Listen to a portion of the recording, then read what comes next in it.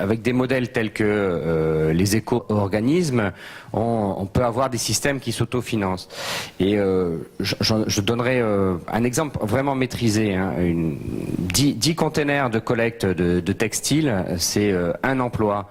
Et une ville moyenne où je suis allé et où j'ai récupéré ces données, 15 000 habitants, ça peut aller jusqu'à 100 containers, donc 10 emplois. Donc on me dira, ouais, 15 000 habitants, 10 emplois, mais ce sont des emplois qui sont structurellement ancrés, solides et qui permettent derrière de générer une boucle vertueuse. Et on les finance comment ?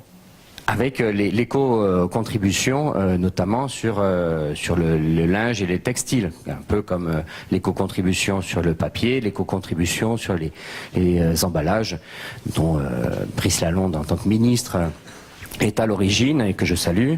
Tout le problème est aujourd'hui du déséquilibre qu'il y a. Aujourd'hui, il vaut mieux jeter son téléphone économiquement que de le faire réparer. Donc je crois que la question que nous devons avoir ce matin, c'est plutôt comment on avance pour aller vers une société qui soit beaucoup plus sobre en matière première et qui rentre dans un cercle vertueux autour de la réutilisation, du réemploi et de la réparation. Et puis au bout, si on n'arrive pas à faire tout ceci, du recyclage matière. Tout est là. Moi, je pense souvent au modèle de nos voitures. Chaque fois que vous achetez une voiture neuve, tout est neuf dessus. Certes, il y a des matières premières recyclées. Et parallèlement à ça, vous avez des constructeurs qui ont des usines de démontage de leurs voitures pour récupérer les pièces détachées. Sauf que on n'arrive pas encore à prendre des pièces d'anciennes voitures et les mettre sur des voitures neuves. Je cite souvent le bac du lave-glace. Il n'est pas stratégique dans une voiture. Hein. Le bac à eau où il y a l'eau du lave-glace. C'est pourquoi elle passe pas d'une voiture déconstruite à une voiture neuve.